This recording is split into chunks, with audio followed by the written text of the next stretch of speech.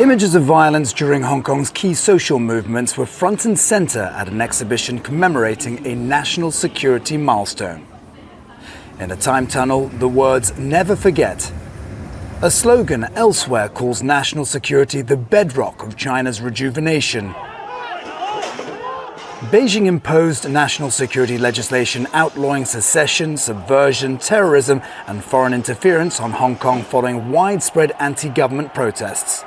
5 years on, authorities are pulling out the stops to celebrate its enactment and, as they see it, bringing stability to the city. This cartoon, released to mark the anniversary, reminds people to stay vigilant. I think this is brainwashing.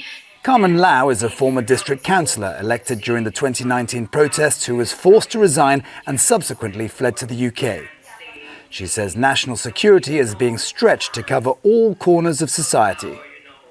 Earlier this month, authorities invoked the legislation to ban a video game.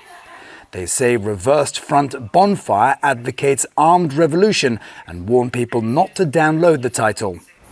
Recently, the Hong Kong government also said that it would step up screening of restaurants and other entertainment businesses for potential national security violations.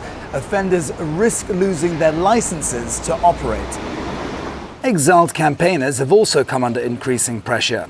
Carmen Lau is among several such activists who've had million Hong Kong dollar bounties, or about $130,000 placed on their heads.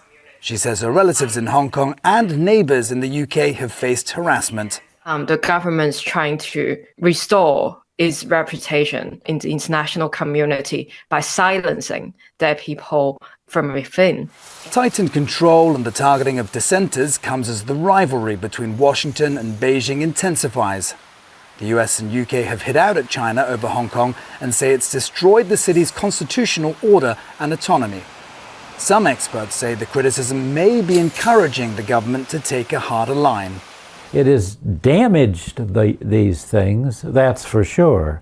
And our institutions, political institutions, judicial institutions, have less autonomy now than they had before the national security law. That's true. But the criticism seems to go way beyond that. Few argue against the dramatic changes Hong Kong has undergone since national security legislation was introduced here. What's not clear is how many more changes are to come. Patrick Falk, Al Jazeera, Hong Kong. Don't miss out, get the full picture. Subscribe to Al Jazeera for reliable news and expert insights. Like, share, stay ahead.